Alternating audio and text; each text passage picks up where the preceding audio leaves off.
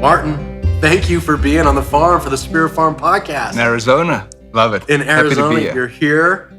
Your wife is here. We've been having a good time, and we're now able to sit down on the green chairs for a little chat. Love it. Dude, we're going to get into, first of all, you're like one of the most interesting humans in the world and one of my favorite people, and I'm really grateful that you're willing to do this.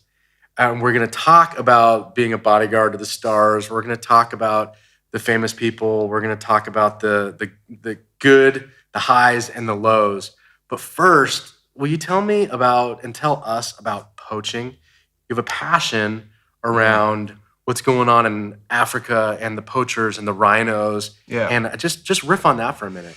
Yeah, so at the moment, rhinos are critically endangered. Like they're in red levels. And what does that mean, red levels? Like thousands left, hundreds left? Like a couple of thousand left. A couple of thousand left in existence. And if it stays the way it's going right now, it's going to, in the next 20 years, there'll be no more rhinos left on the planet. It's getting so bad that poachers are breaking into zoos and killing rhinos. Why? For rhino horn. So for the horn. In the explosion of Vietnamese millionaires in the last 10 or 15 years, it's such a status symbol to have rhino horn. Really? And of course, there's the misconception that rhino horn has medicinal value to it, whether it's erectile dysfunction or cancer healing, and it's just not true. Rhino horn is made of the same stuff as your fingernails. It's keratin. That's all it is. But, you go back hundreds of years, and these generations have believed that. And they believe that there's something magical about a little bit of rhino horn for, your graduation or the birth of a child or whatever. So, and because of the explosion of millionaires, it's created such a demand for rhino horn. And these animals are getting slaughtered so quickly. We've worked with a couple of orphanages and parks in South Africa that having the security company has afforded me the advantage to buy equipment for the guys because they don't have much. The ones who are trying to protect. The rangers, yeah. The rangers trying to protect in the parks. Rhinos. Because think of it, the park is the size of a small city. Yeah. And so these poachers are usually villages, really poor villages from nearby little towns. And the smugglers and the buyers will equip them with equipment, night vision goggles, high-powered rifles, to break into the park at night, track a rhino, shoot it. From the time they shoot the rhino, depending on how it falls, they can hack that horn off its face in under 5 minutes. And so they shoot it dead, or they tranquilize it? They shoot it to wherever, and there's some of the graphic parts that you see is that, no, they shoot it dead, and they'll hack it off while it's still breathing, while it's still like trying to get up, and sometimes, sadly, the rangers or the vet will find the rhino the next morning, wandering around the park without a horn. And it's pretty gruesome the way they get the horn off, because they got to get it off and they got to get it out, because from the time of gunshot to the time the rhino falls, now you've got rangers trying to ascertain where that gunshot came from. Yeah. So they dispatch either the helicopter or the jeep, or whatever, and now they've got to find a needle in a haystack, going in the middle of the night to find one rhino, or at least the sound of where that gunshot came from.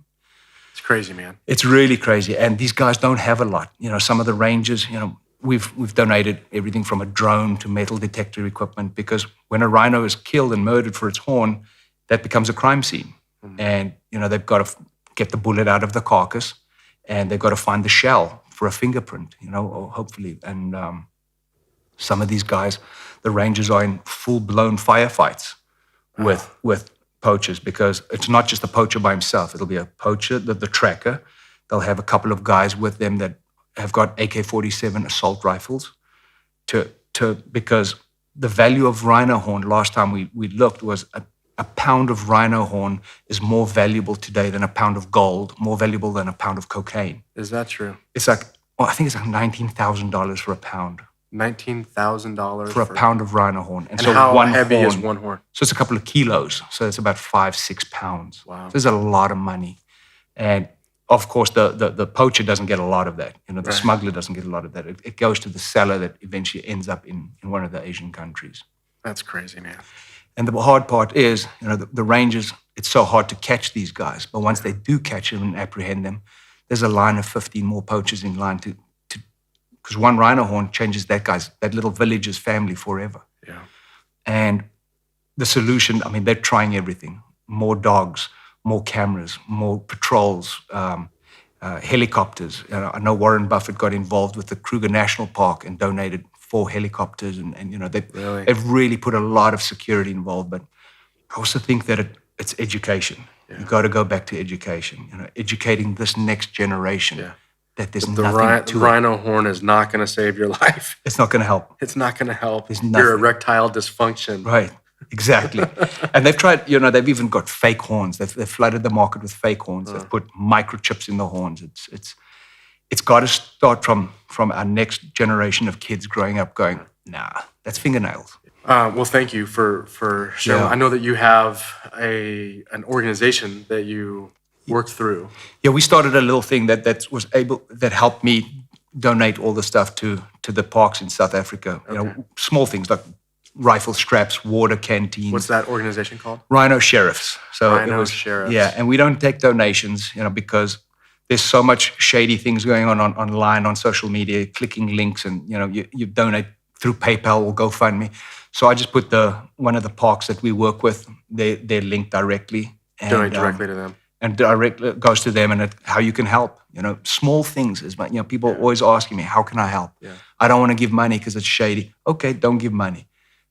Educate someone. Yeah. Just go sit down and talk to 2 people. If the thousands and millions of people that care about rhino conservation or wildlife conservation talk to 2 people each, that's spreading the word. Yeah, making an impact. Right. So you obviously come from South Africa. Born and raised. Still trying to talk like you guys. No, nonsense. You never do hacky that. South African accent. I hope there's subtitles on this for the English viewers. No, you keep that accent. It gives you so much credibility. I feel like people with accents just walk into a room and automatically have more credibility. See, and that's the way I feel about American accents. You're so sure of yourselves and you speak so well. My mom used to say, children should be seen and not heard. We're in a grocery store and she'd go, shut up, don't embarrass me, shut up. When you're a little kid, I want this. In the States, when I first came here, you see a little kid in the candy aisle and the mom is like, no, honey, we can't have that. And you know why? Why? Because remember I told you to do your chores? Okay. And there's a whole dialogue. It's like a dialogue about it. And it's confident and it's beautiful. And South Africa, shut up, don't embarrass me. And so you associate that with your we voice. withdraw. Keep the accent. Keep the accent. Don't let it go.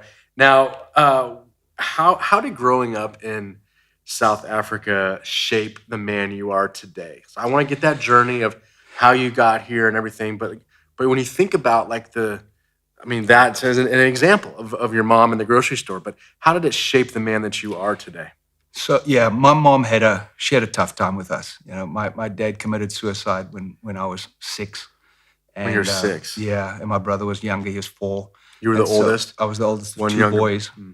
And that left my mom with, raising 2 boys we came a really blue-collar suburb of Johannesburg, Mayfair. And you were the man of the house at 6.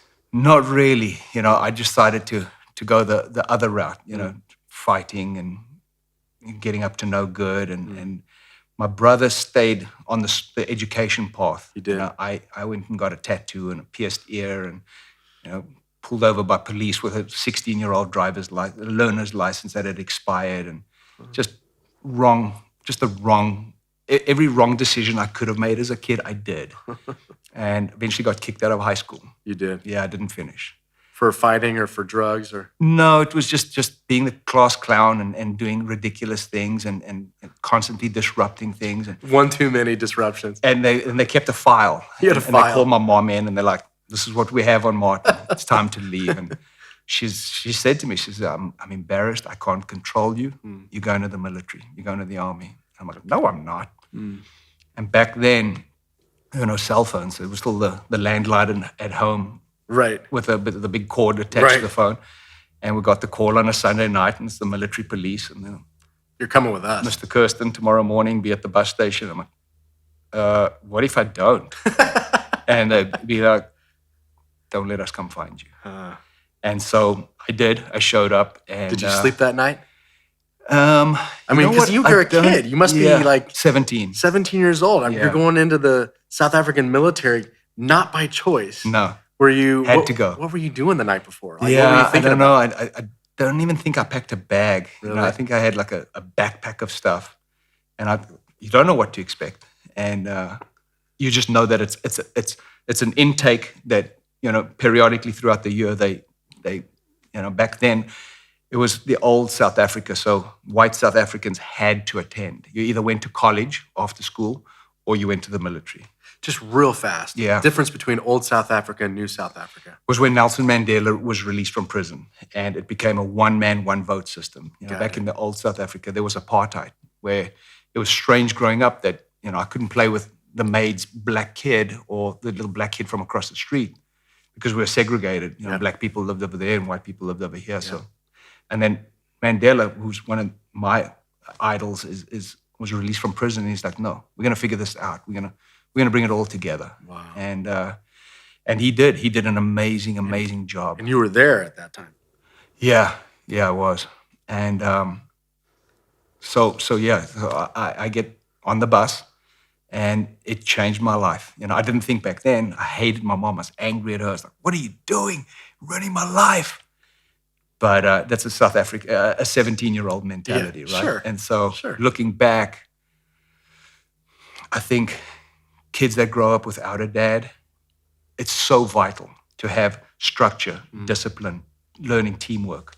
And that's what the military provided, the hard way. Yeah. And they break you and they rebuild you. Give us a couple of glimpses of that, the process of being broken and rebuilt and how you came out. So it's discipline mainly. They start you and you're in groups, little squadrons, and you have to make your bed in the morning, and not just make your bed. You have to iron your bed. You have to iron with a hot iron, and to where it looks like a folded wooden cardboard box, and you'd use polish on your shoes to where the drill sergeant could see his face, the reflection in his boots. Did he come by and check? Oh, every time. Every time. Yeah, and then he'd wipe it, and this is not clean. Toothbrush in the shower, and like you clean between the tiles, and chow time is three square meals a day. And if you were the guy that cost, sometimes I'd get tired and I'd be like, oh man, this is what a joke.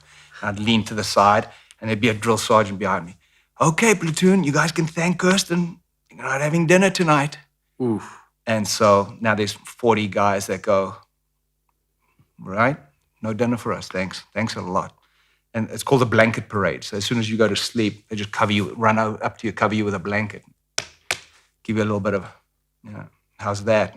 Don't do that again. Give you a little bit of how's that? And so you figure it out quick. And everybody toes the line, and that's how you learn as a unit. Yeah. Are you in touch with anyone from your unit? Not a lot, not anymore. It's sad. Everybody just goes their own way, and life starts to happen. Well, you're on a different continent now too. Yeah. What would be like a couple of differences between South African military and U.S. military? Are there differences per se? I don't know. I think the general basic training part is generally the same. It stays the same because there's the start, the build up. And then you go to graduation, and then everybody deploys to wherever you go. Okay. But looking back, it was really helpful and beneficial for the rest of the trajectory of my life. Yeah. And then you get out of the military. Did you ever do combat or just the? Yeah, we went to the border. You went to the border. Yeah, okay. And so that was the Angola border back then. But yeah, got out of the military, and then. What was your dream? Like, did you have an American dream of like coming to the U.S.? How did that happen that you got? So coming here, I wanted to be a personal trainer. I got my personal training certificate in South Africa and did a bit of training in London at the Reebok University. How did you get to London? Oh, we used to work there. London is famous for the jobs that no British guys want. South Africans do those jobs. Barback or rug auctions or forklift drivers on the docks, and we'll take it because the British pound is 15 times stronger than the South African currency. And I think today is closer to 20. So a lot of South Africans would go over to London, work for a year, come back with a bag of cash and buy a little house, or that's their start in life. Got it. So London, I tried. You did that. You're there. That's cool. But you wanted to go to the U.S. States, yeah. I always wanted to see what the red, white, and blue was about. Okay. Came over for a friend's wedding, and I just knew, when you're here, and I wanted to live here. This is where I want. This is where I want to live. What was it about the wedding that you were like, all my not the wedding things are confirmed? This is the place I want to be. It was everything worked. Everything worked. Like the carpool lane, right? And so you got bumper to bumper traffic in this open lane where people just are driving 2 or more in the vehicle. That'll never work in South Africa. Everyone will be like, that one's open. 200 cars in the carpool lane with single drivers.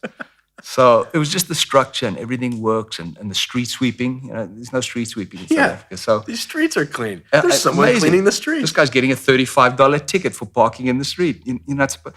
And so you follow the rules, and everything works out. And so I wanted to be a personal trainer. I was like, count to 10 for people and get paid. But you count to 10. Yeah, come on, 3 exercise good, 4, ideas. Fantastic, push, good. You're doing it. Good job. And so, but then the reality sets in. It's Southern California, the fitness capital of the universe. Yeah. But you were pretty fit. Like you were yoked. You paid attention. You even did roids for a while, right? I did. You were like obsessed. I tried it all. I wanted to be like Arnold. I mean, that's where he started. He started in Venice Beach. So did you go to Venice Beach? I did not. I was in Orange County, but you throw a rock, you hit a personal trainer, right? And they're everywhere. And so it wasn't paying the bills. They go as low as $10, $12 an hour, and it's a hard job. You start out and you've got a client at 5 a.m. So that means you're up at 4:15. You're getting dressed. You're putting on your gym gear for the morning to get to your 5 a.m. client. Not making much. And they call and go, oh, no show. No show. I'm not feeling good. And you look, okay, my next client's not till noon. And so it takes its toll. Opened a little nutrition store as a side business with a good friend of mine. Huh.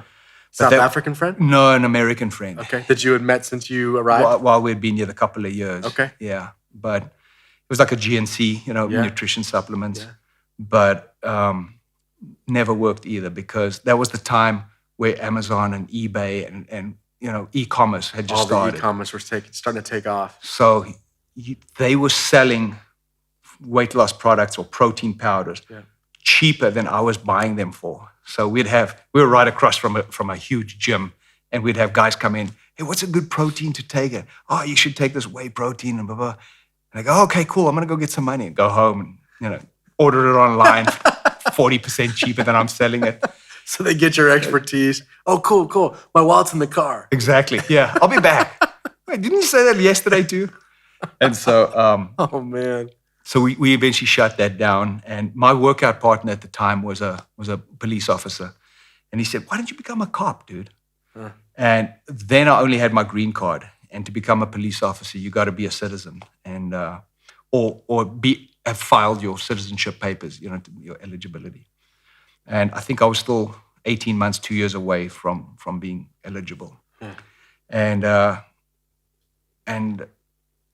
went. He said, "You know what? There's a few companies in Beverly Hills that do private security. Okay, and go do that for the 2 years, and then come back down and join the academy." So it's really, you went down that path because of your buddy's recommendation as a cop, and you weren't exposed to the private security thing. It was just this guy saying, "Hey, you'd be good at this. You're a military guy. You're fit, you're strong, you're good with people." Yeah, so it was both. It was inspiration and desperation. So, I'm a huge fan of law enforcement. I'm a blue line guy. Yeah. And so it was becoming a cop was like, wow, that'd be cool. Yeah. But then it was also the personal training thing wasn't working out. The nutrition store was shutting down. Right. You got to pay rent. Right. And so I was like, I guess. And my military background got me in, my foot in the door, and I started right at the bottom, like graveyard shifts, doing access control, opening and closing doors and signing for packages and locking fences. And then that transitioned to, more of the red carpet stuff, and then eventually with clients, VIP, traveling with them. And So what was it like as that is beginning to unfold? You show up, you're like, hey, you're a security company, hire me, and he throws you just on the bottom rung. Yeah. And then all of a sudden they saw something in you, obviously, right? Right. What was it? That you're good with people, you took a natural awareness of the surroundings. What made you stand out among average security guards? Yeah, I think job security is defined through your work ethic, right? If you show up on time or early, and that was the military mindset. If you're not 5 minutes early, you're late. Yeah. Or 10 minutes early. But you show up, you do your best. You give 110% while you're at work, and then go home, decompress, do your own thing. But while you're there, give it your all. And that was always my mindset: is come in, work as hard as you can, leave it so that whoever's your relief finds the place as good as you've left it, or if not better. Yeah. So that's the military background coming in. You're work hard, ironing those sheets. 110%. Yeah. And so, give us a couple of the experiences, but before you get the private clients, or the kind of the next echelon, when you're red carpet, were there any like just crazy instances, experiences, things that like blew your mind as this guy from South Africa now just finds himself on the red carpet in Hollywood or whatever? So so initially that's like the pinch yourself, you're dreaming moment. You're on a red carpet back in 2005, and I think Nicole Kidman and Tom Cruise were still married at the time. And you're like, that's them right there. I watched Top Gun. That's the guy. That's Tom Cruise. That's Maverick. That's Maverick. And seeing celebrities like for the first time, and it's overwhelming. I'm from Mayfair, blue collar little town in suburb in Joburg. So it was, but it passes because you start working and you start getting good at what you do, and you get requested to start traveling, and then when working with VIPs, I was gone 300 out of the 365 days a year on the road. Really? And so that's hotels and living out of a suitcase and private jets, and you're exhausted, but I truly loved what I do, and I think that's also the key is you got to enjoy it. If you don't enjoy it, do something else. Yeah. And I loved climbing that ladder, so. Now, there must have been I want to talk about a couple of the specific clients, but were there some people that you just got assigned to, you're on a private jet, and they're just like the biggest jackass? A lot. Like you can't, like this is cool, I'm on a private jet, and I would rather be, at home on my couch because this guy. Yeah. And obviously I can't get into specifics. My world is confidentiality. So I wish I could. I can't really share stuff like that. Give us a percentage. What percentage? No, 5%. Oh, really? Yeah. Just 5? Yeah. They're good people. They're wealthy individuals that at the end of the day, they're just people. They want to get home to their family. They pay their bills. They're just under public scrutiny all the time. So we become the protective bubble around them, that they don't have to be harassed by people all the time. And real fans, for the most part, real fans understand that. Oh my gosh, that's X. I want to get a photo. And, I'd say, listen, this is the buffer. You're the forearm shiver that holds them at bay. And I would respectfully say, listen, I promised him or her privacy today. It's his only day off, Okay, I get it. But even that's changed so much with, cell phones and camera phones and, selfies with the celebrity in the background, pretending you're taking a photo of yourself. And it's made life a lot harder for anyone to have privacy, you, me, or VIP. Right. So you were guarding and in relationship with and rubbing shoulders with like really high profile people, and some of them intimately. And at one point, you even started dating Heidi Klum. I did. How did that happen? Yeah, in the Executive Protection Handbook, there's the first rule in capital letters: do not get romantically involved with your VIP. Boom, check. I did that. Broke the rule. You broke the number one rule. So you're like the elite, you're the guard of guards, and then you fall victim to. I did. And no one blames you, by the way. I mean, I get that. Yeah. How that would happen. But Yeah. what was it like? Like you're part of the family, and then you're dating. Yeah, that was, you know, that was really tricky, but romance in the workplace just doesn't work. Whether it's executive protection, whether it's regular office and accounting department, you know, it just does not work. And she's an amazing person. I've got nothing but good things to say about her and her fantastic family. But yeah, you live, you learn, and then you move on. And Yeah. So moving on from that experience, you kind of started your own security company. yeah, I already had it. And so You already had it? Yeah, we'd started, and we were doing, you know, really small clients at the time, and just small piece jobs around LA. And then I started growing it because I saw the need for more work. And so I would call executive protectors that I've worked with in the past, and hey, do you want some extra work, or do you know anyone? And you know, me and one becomes two, and then becomes four, and then becomes six, and it just slowly continues to grow. And you know, now we're bigger than 10, less than 20, but I've got some fantastic guys. I've got a really good group of quality protectors that some former law enforcement, some former veterans that are really a solid.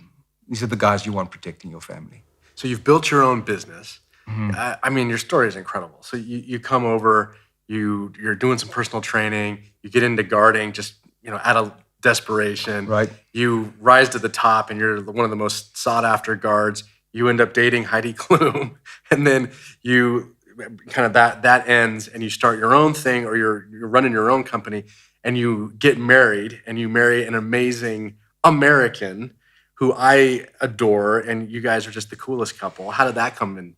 Yeah, that was my life changer, and just some context on that. You know, I was raised Catholic in South Africa. Okay. And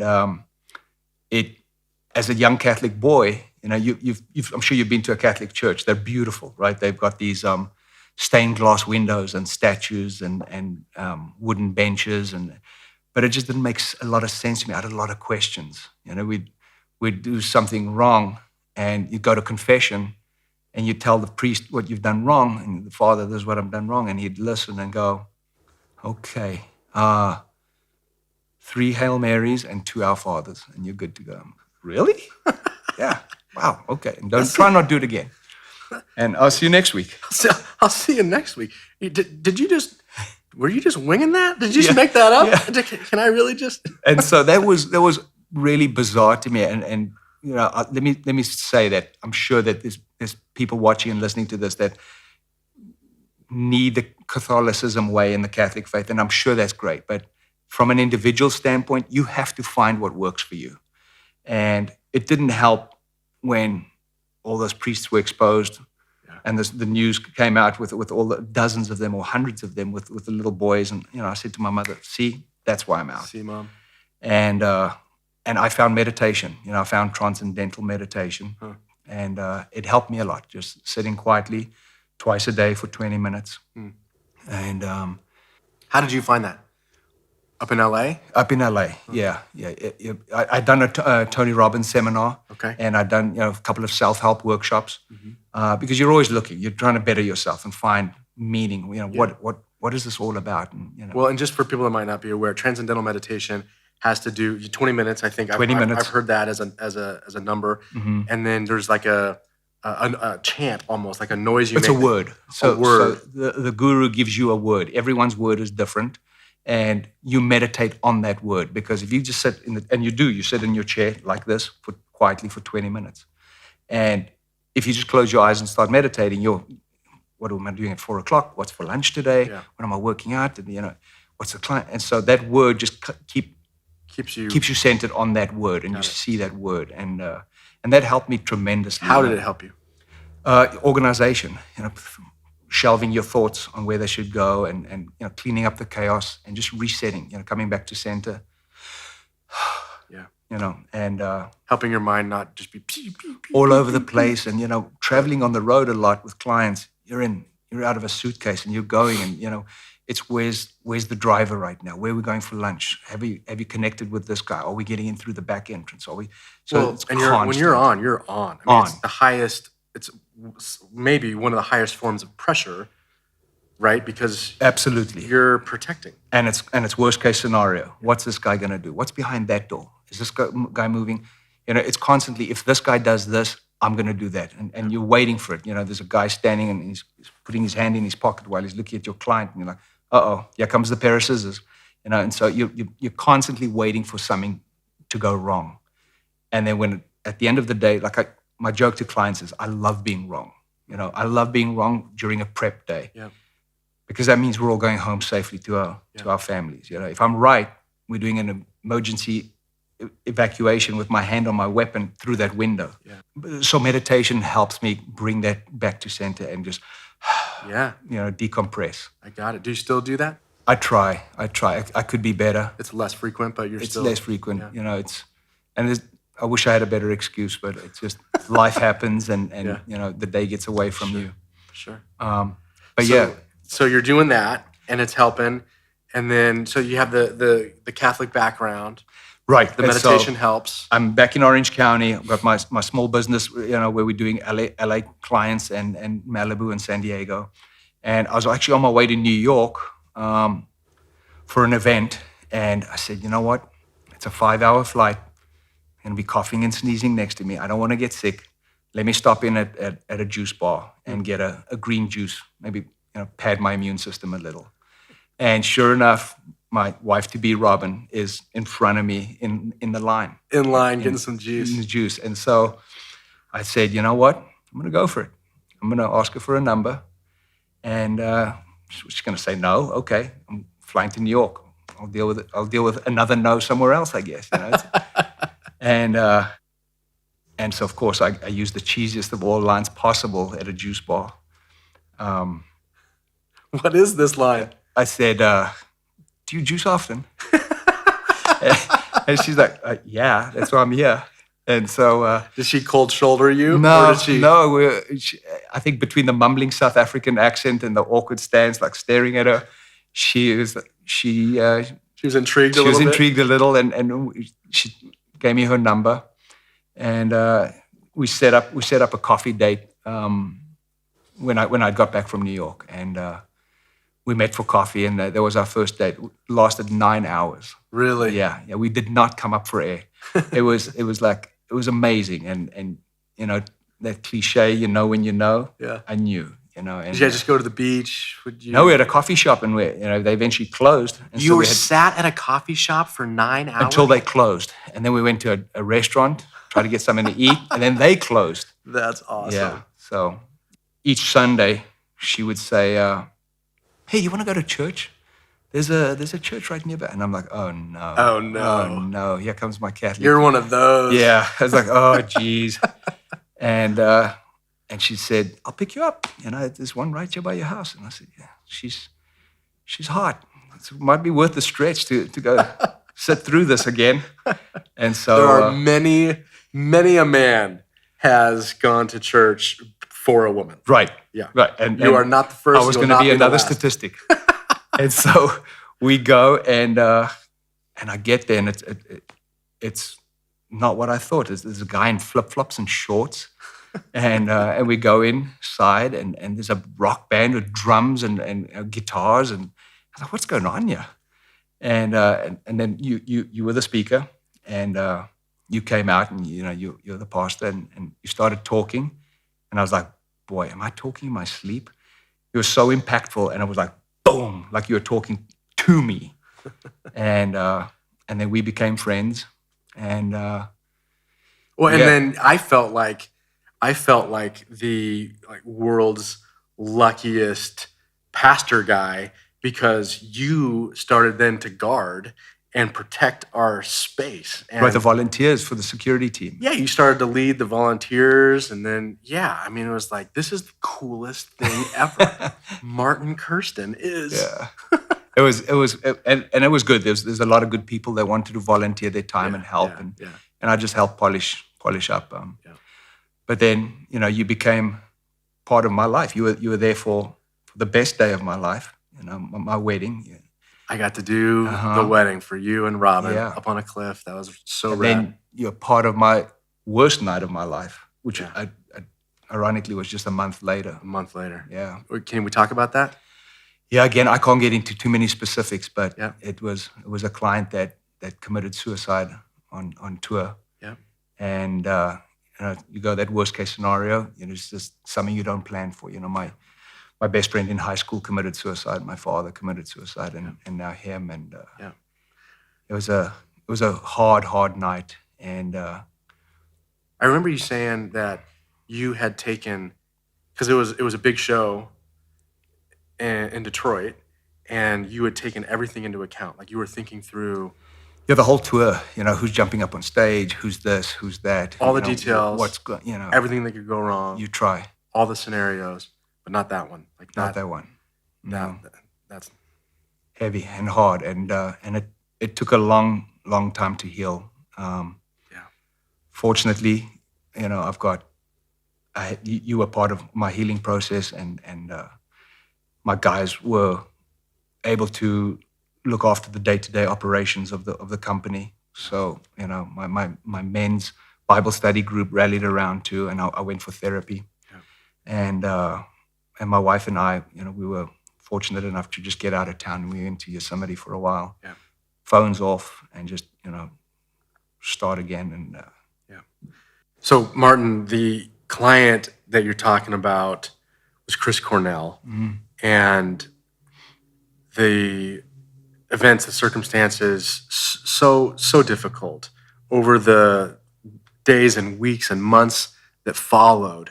How did your journey, your path, the stuff that we've talked about in terms of faith or your wife, your community, how did you get through all of that? Initially, the shock and the horror and the sadness and the just it's your world crashing down. And the rebuild starts, and it was tough, but I had a lot of good people around me that surrounded me with love and prayer, and you got to get past the doubt and the sadness and the what did I miss?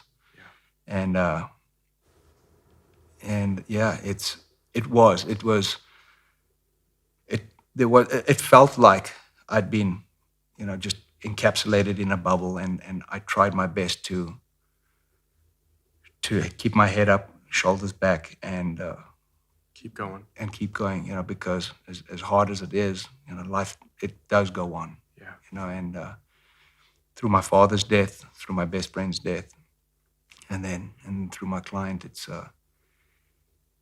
it knocks you back, and it knocks you, hurts to the core. But one step at a time, one day at a time. But one of the things that I love about you, Martin, is that you let yourself hurt to the core. Like you care deeply, and you love people well. And so when things don't go well, when the worst case scenario happens, you're not a cold, callous guy. You feel all the feelings, and you care deeply about what you do, and you care deeply for people. Thank you. And I don't think I wouldn't think that that's normal for people at your level of protectors. Yeah, it's a fine line, right? And so you're wary of these guys, but you're paid to look after these guys, and it still hurts. It's still today. It's a part of my active daily thinking. Yeah. So you're building your security company. Mm-hmm. You're married to someone incredible.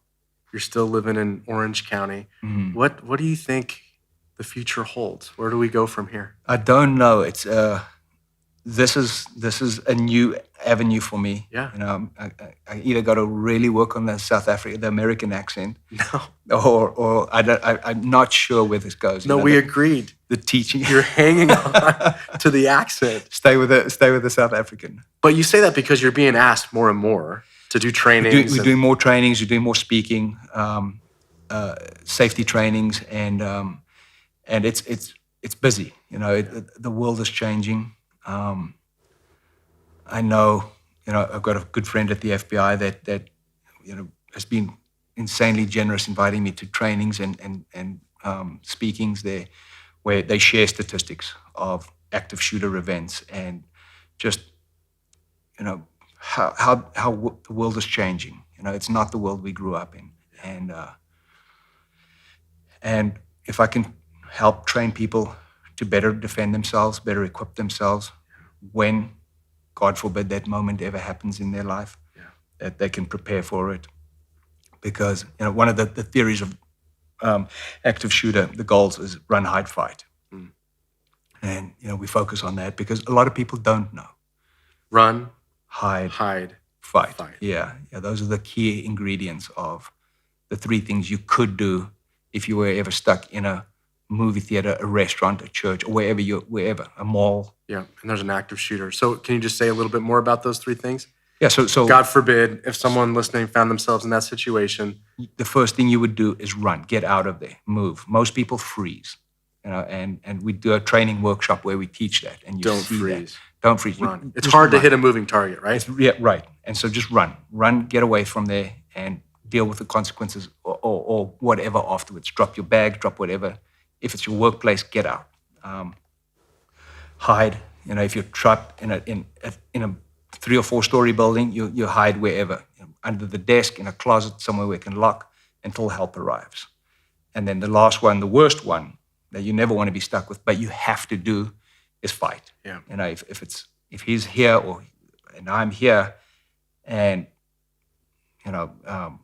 there's a lot of studies that the Orlando Pulse nightclub shooting, tragic, heartbreaking event inside a nightclub. The guy's weapon jammed 3 or 4 times. He was getting the magazine out. 20, 30 seconds. He was unarmed, but because they had already shot so many people, everyone was in such fear that they just froze. And by the time he had reloaded so they had 30 seconds to fight this guy. Right, and it's a numbers game, right? Didn't. There is no way one guy with an assault rifle can beat 5 people, because by the time you're aiming this way, and I run and I just get a big bear hug and I hold on for dear life, hopefully that guy's going to run and assist you. Now there's 2 on 1. Yeah. This lady comes over and pulls the gun away. Now he's disarmed and we're holding on for dear life. Yeah. So it's just a matter of making that decision, deciding and holding on. You did a training for a team that I was leading, and I remember one of the things that you said was, if you're in close proximity, throw stuff at the person. Absolutely. You throw whatever is in front of you, because they're human.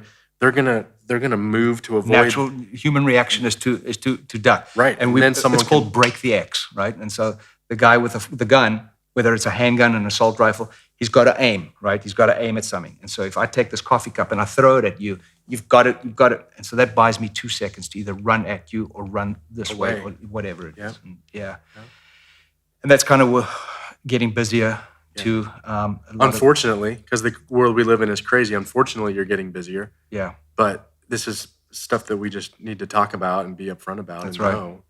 Trainings that people need to have. Right.